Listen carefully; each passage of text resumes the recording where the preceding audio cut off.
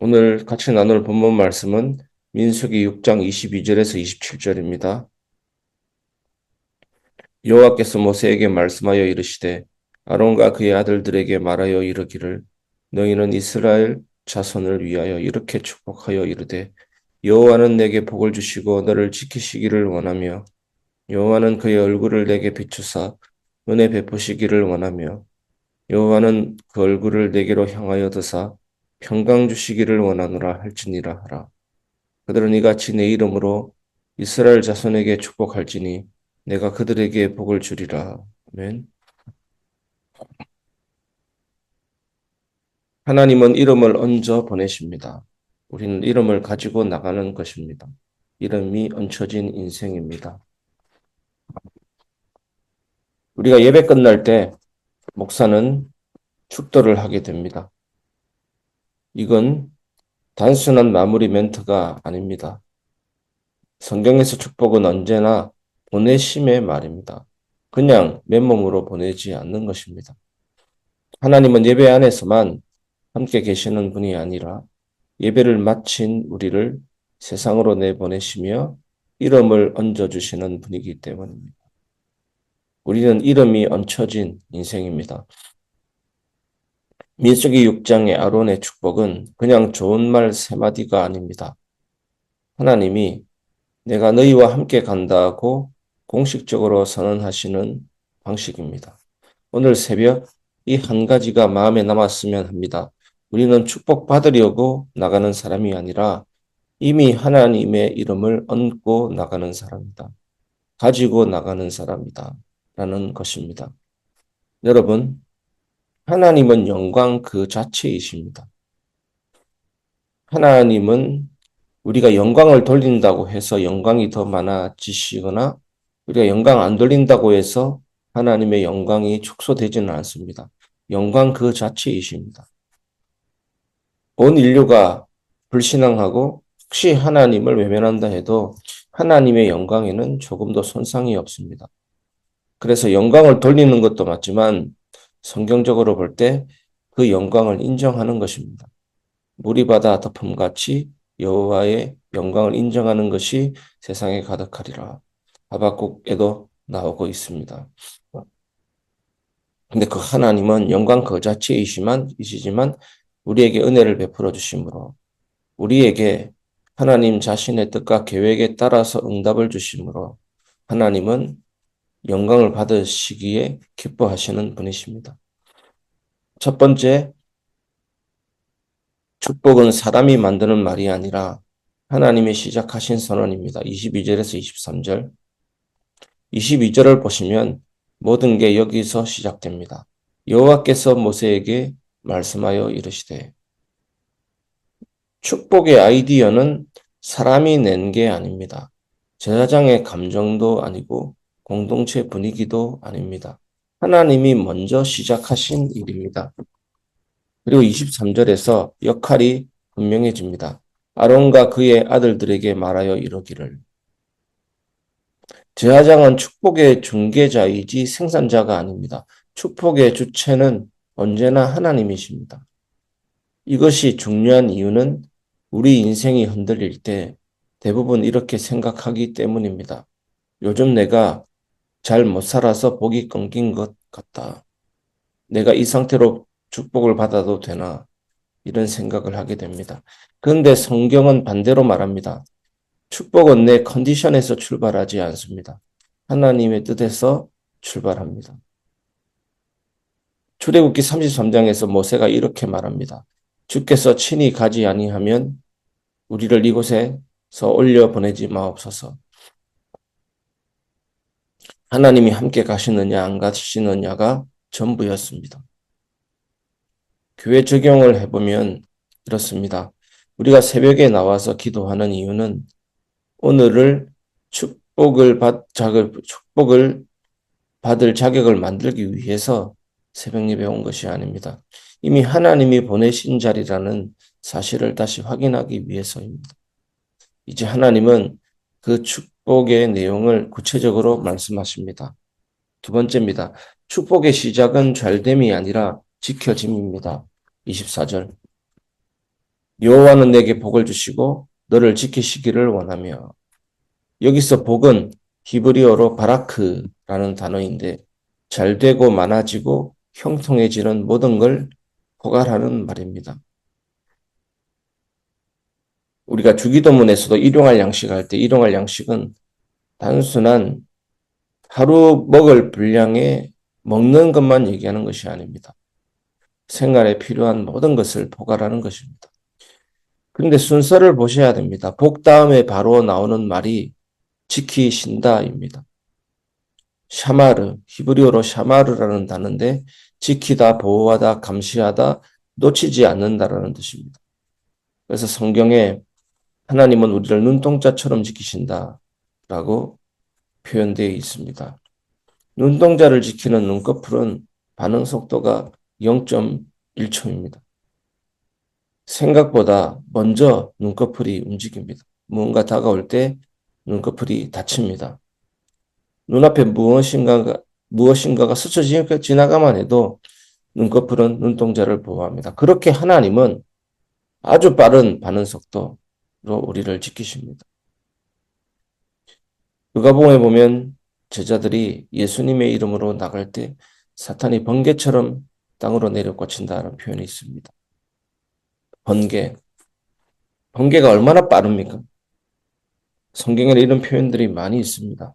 하나님은 우리를 눈동자처럼 아주 빠른 반응 속도로 우리의 세밀한 부분까지 감싸시고 보호하십니다. 이것은 굉장히 현실적인 축복입니다. 성경은 우리에게 아무 일도 없을 거야 라고 말하지 않습니다. 이게 중요합니다. 저도 예전에 이런 오해가 있었습니다. 아무 일도 없을 거야. 예수 믿으면 아무 일도 없을 거야. 그래서 어떤 일을 만날 때 낙심하게 됩니다. 왜 나에게 이런 문제가 오지? 예수 믿는데 왜 이렇지? 틀린 생각을 가지고 있기 때문에 그 부분에서 당황하는 것입니다.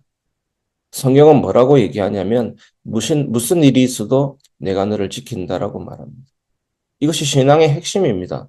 광야의 길을 사막의 강을 길이 없는 곳에서도 길을 내신다. 여러분 살아가는 것 자체가 문제가 있다, 염려가 있다, 무슨 일이 있다라는 전제 아니겠습니까? 그래서 문제가 없는 곳은 천국입니다. 이 세상은 어차피 문제가 있고 위기가 옵니다. 그래서 그 사실을 알 때 좀 피로도가 줄어듭니다. 아, 당연한 것이구나. 이 속에서 하나님이 지키신다고 말씀하셨구나. 그게 위로 아니겠습니까? 시편 121편도 아시지 않습니까? 여호와는 너를 지키시는 이시라. 졸지도 아니하시고 주무시지도 아니하시리라. 우리는 충분히 잠을 자지 못하면 하루 이틀쯤은 견딥니다. 하지만 3일 지나면 정말 눈이 감깁니다. 근데 하나님은 졸지도 않고 주무시지도 않습니다. 세상에서는 너희가 환난을 당하나 담대하라 내가 세상을 이기었노라. 성경에서 가장 많이 나오는 단어가 지키시라 담대하라 아닙니까? 그 말은 무슨 뜻입니까? 뭔가가 있다라는 것입니다. 뭔가가 있다라는 것을 알고 완주해야 되는 것이 신앙이죠.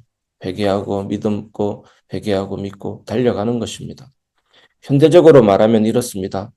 우리는 보험처럼 사고가 안 나기를 기대하지만 하나님은 동행처럼 사고 속에서도 놓치지 않음을 약속하십니다. 그것이 신앙생활입니다.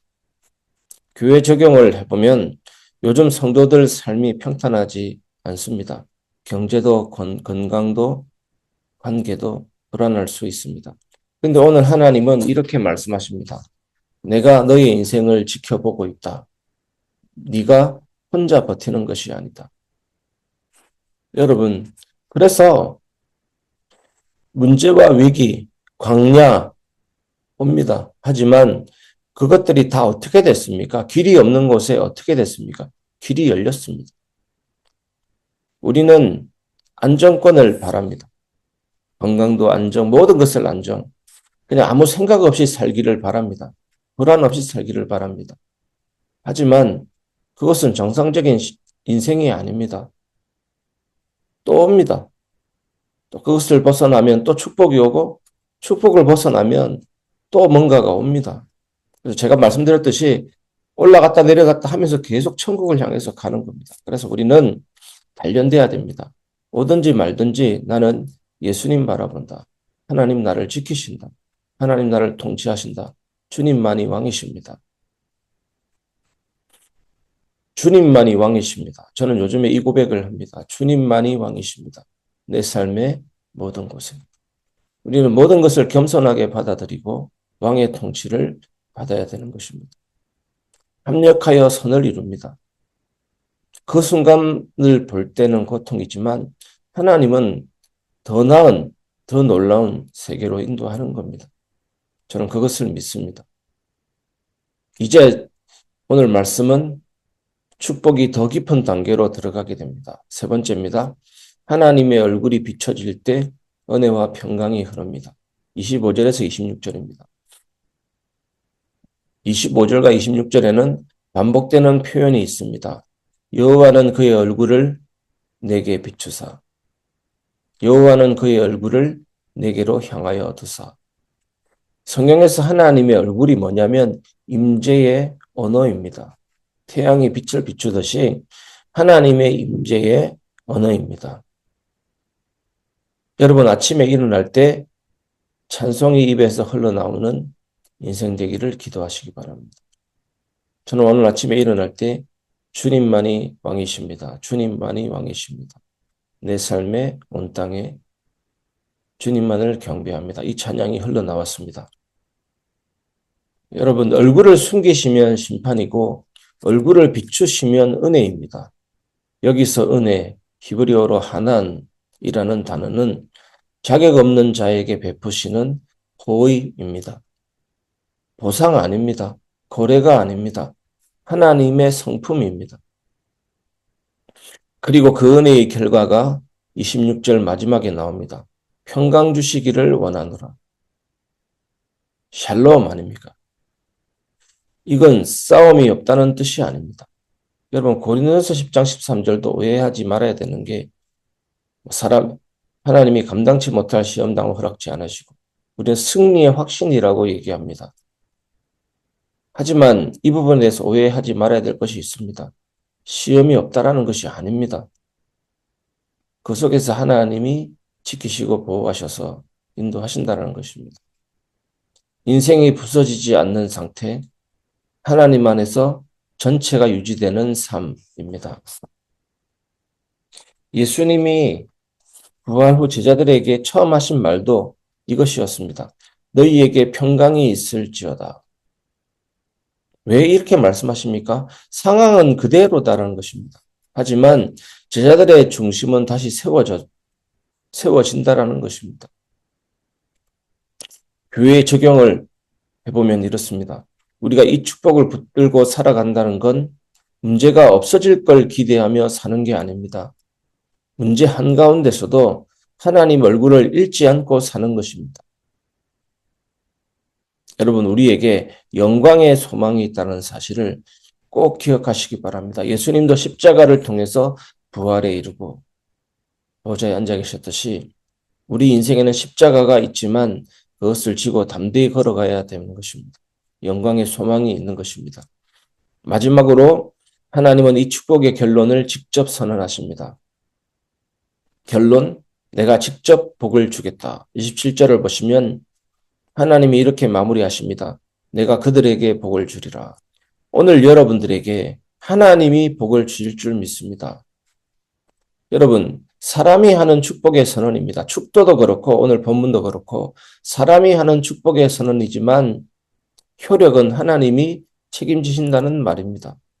그래서 우리 교회 예배 드릴 때 목사가 축도할 때 사람이 하는 선언이지만 하나님이 직접 복을 주시는 거구나 라고 기억하시기 바랍니다. 제사장은 이름을 얹고 하나님은 실제 역사하십니다. 사랑하는 성도 여러분, 오늘 우리가 이 새벽 예배를 마치고 나갈 때 조건 하나 들고 나가지 마십시오.